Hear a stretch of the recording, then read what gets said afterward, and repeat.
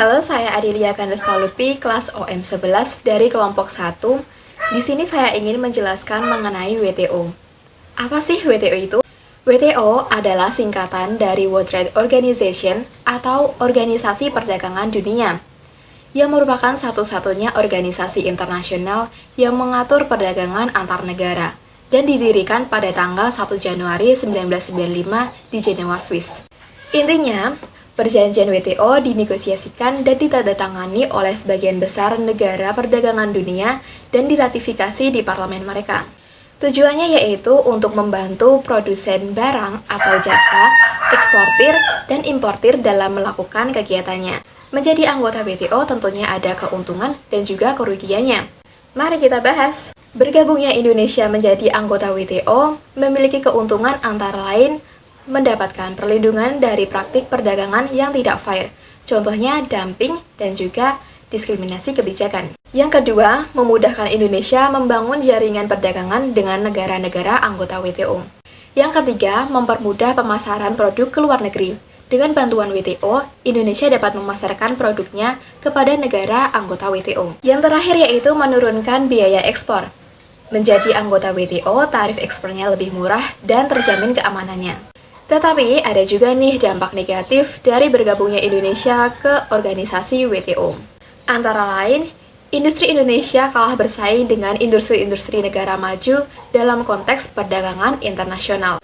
Munculnya ketergantungan terhadap produk-produk negara maju, munculnya persaingan perdagangan yang sangat ketat dan cenderung merugikan negara Indonesia. Assalamualaikum warahmatullahi wabarakatuh. Saya Doni Saputra dari kelompok 1 OM11. Di sini saya akan menjelaskan tentang GSP. Apa itu GSP? GSP kepanjangan dari Generalist System of Preference. GSP adalah kebijakan perdagangan suatu negara yang memberikan potongan biaya masuk impor terhadap produk ekspor negara penerima. Ini merupakan kebijakan perdagangan sepihak atau unilateral yang umumnya dimiliki negara maju untuk membantu perekonomian negara berkembang, tetapi tidak bersifat meningkatkan bagi negara pemberi maupun penerima.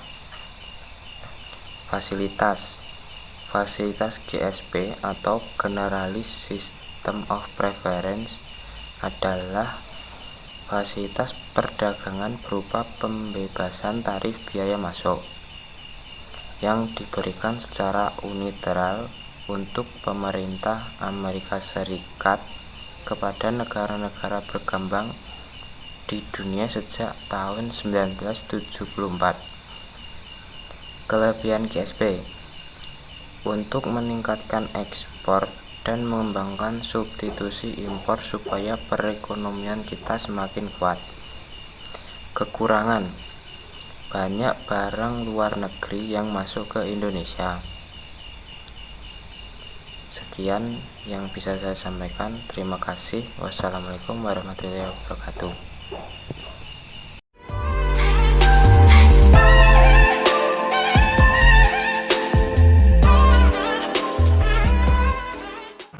Nah, selanjutnya yang kita bahas adalah kuota.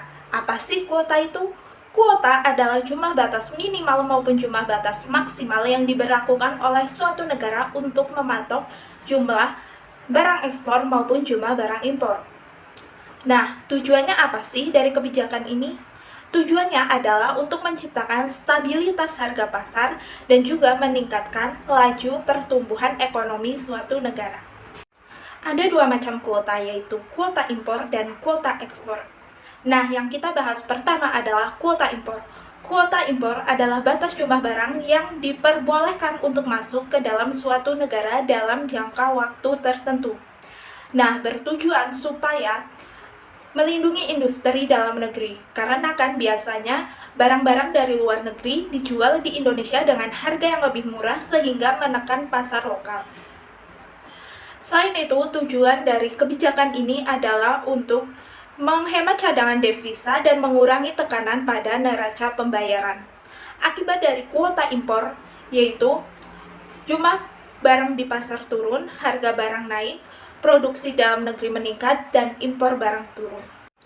Nah, kuota impor ini memiliki 4 jenis. Yang pertama yaitu absolute quota, merupakan kuota yang besar kecilnya ditetapkan sendiri oleh suatu negara tanpa persetujuan dari negara lain.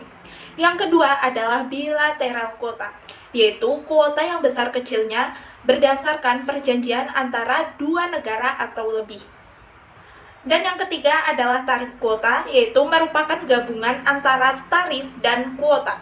Contohnya untuk jumlah tertentu impor barang diizinkan dengan tarif tertentu, sedangkan yang lebihnya akan dikenakan tarif yang lebih tinggi.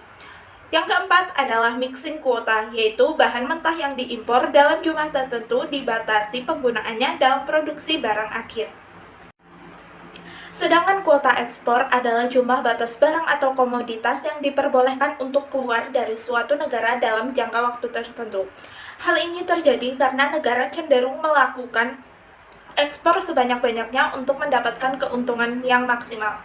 Kuota ekspor juga disebut dengan istilah VER atau Voluntary Export Restraint, muncul sebagai bentuk reaksi terhadap negara importir yang berupaya untuk melindungi diri dari serbuan barang impor dari negara eksportir tertentu. Misalnya penerapan VER oleh pemerintah Jepang pada tahun 1980 terhadap ekspor mobil Jepang ke pasar Amerika Serikat. Nah, tujuan dari kuota ekspor ini yang pertama adalah untuk memenuhi kebutuhan dalam negeri dan produsen lokal terpicu untuk terus melakukan kegiatan produksinya. Yang kedua adalah mencegah barang-barang penting berada di tangan negara lain. Yang ketiga adalah untuk menjamin barang-barang di dalam negeri dalam proporsi yang cukup. Dan yang terakhir adalah untuk mengadakan pengawasan serta pengendalian harga guna mencapai stabilitas harga di dalam negeri. Halo, nama saya Rahmat Andrian Aisyah Putra dari kelas UM 11 dari kelompok 1. Saya akan menjelaskan dumping, anti-dumping, dan kebijakan dumping itu sendiri. Dumping adalah penjualan barang di luar negeri dengan harga yang lebih murah dibandingkan dengan harga di dalam negeri. Dumping ada yang bersifat sporadis, menetap dan merusak. Tujuan dumping adalah untuk meningkatkan pangsa pasar di luar negeri dengan menghilangkan persaingan. Sedangkan anti-dumping itu sendiri adalah sanksi balasan yang berupa biaya masuk tambahan yang dikenakan atas suatu produk yang dijual di bawah harga normal dari produk yang sama di negara pengekspor maupun mengimpor. Dumping sendiri itu yaitu menimbulkan rusaknya solidaritas antara para pihak dalam hubungan perdagangan internasionalnya.